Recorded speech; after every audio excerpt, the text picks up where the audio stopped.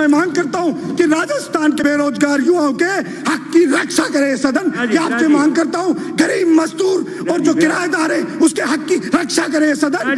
बड़े लोग विदेशों से एक बीमारी लेकर के यहाँ आ गई और जान पर आ पड़ी गरीब और मेहनतकश मिडिल क्लास लोगों के ऊपर।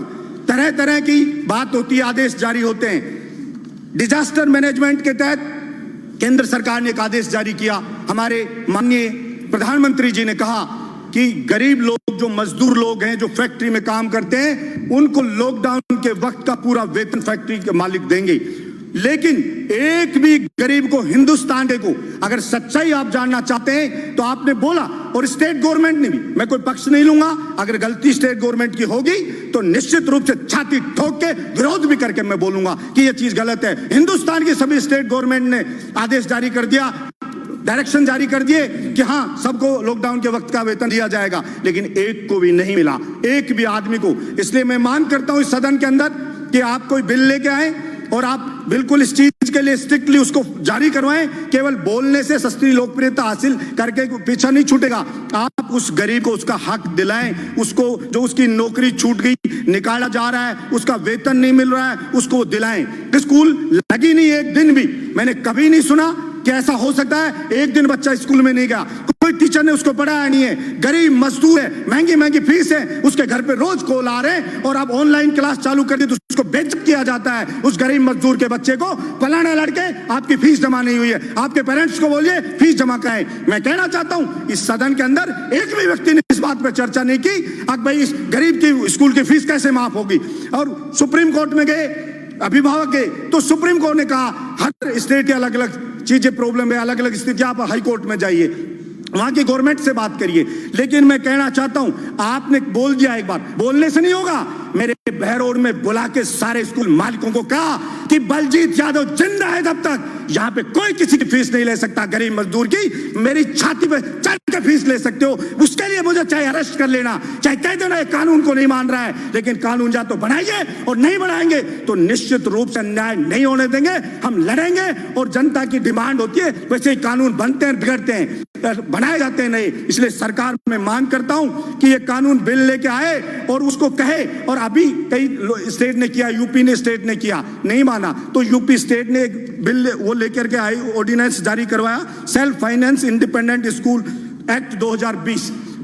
क्योंकि स्कूल मालिक को अगर आप कुछ नहीं कहोगे तो वो रुकेगा नहीं, केवल आपके भाषण से कहने से नहीं रुकेगा।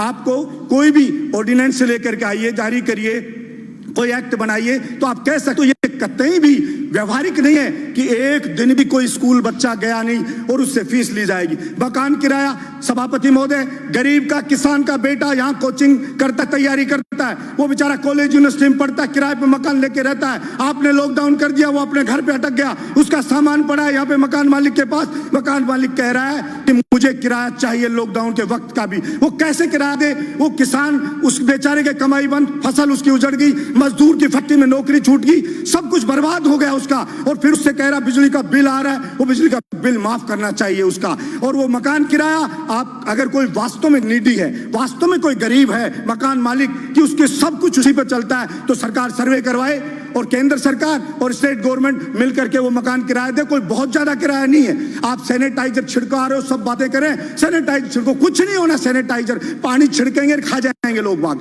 इसलिए आप ये चीज करने की बजाय मकान का किराया दें, बिजली का बिल माफ करें और वो जो मजदूर है उसको उसका हक दिलाएं, उसको उसका वेतन मिले, ये चीज सुनिश्चित करें। पड़ोस का स्टेट मध्य प्रदेश अभी कह रहा है केवल मध्य प्रदेश के लोगों को सरकारी नौकरी मिलेगी। मैंने पहले भी पिछले सदन में इस बात को उठाया था। 21 स्टेट हिंदुस्तान के ऐसे हैं जिसके अंदर राजस्थान के जो अभ्यर्थी हैं उनके सिलेक्शन की जो परसेंटेज देखो 0 है, वहां नहीं लिया जा रहा है। अगर या तो हो कि पूरे हिंदुस्तान में कोई भी स्टेट ये बाउंड नहीं करे कि हमारे स्टेट का आदमी नौकरी लगेगा, और अगर लगेगा तो राजस्थान के जवान के साथ फिर अन्याय बर्दाश्त नहीं किया जाएगा। सरकार जहां भी कानून लेके आए, सारा ठेका राजस्थान के युवा ने नहीं उठा रखा कि सारी की सारी कीमत राजस्थान का युवा उठाएगा। आपके बिजली विभाग में मंत्री जी बैठे, IN JN के एग्जाम होते हैं, उसके कहते हैं राजस्थान में नहीं करा सकते, बाहर होते हैं। पहले राजस्थान का जीके आता था 25%, तब सिलेक्शन होते थे बाहर के लोगों के 5%, अभी उसको हटा दिया यहाँ के राजस्थान के जीके को, तो सिलेक्शन अभी कितना रिजल्ट में आया 61.8% बाहर के लोग यहाँ पर आ गए और यहाँ के राजस्थान के लोग रह गए। इसलिए मैं मांग करता हूँ पीडब्ल्यूडी में हुआ, एक खत्म करो, एक मिनट, पीडब्ल्यूडी में हुआ, उसके अंदर जीके है राजस्थान की, उसमें 5% बाहर के लोग आए।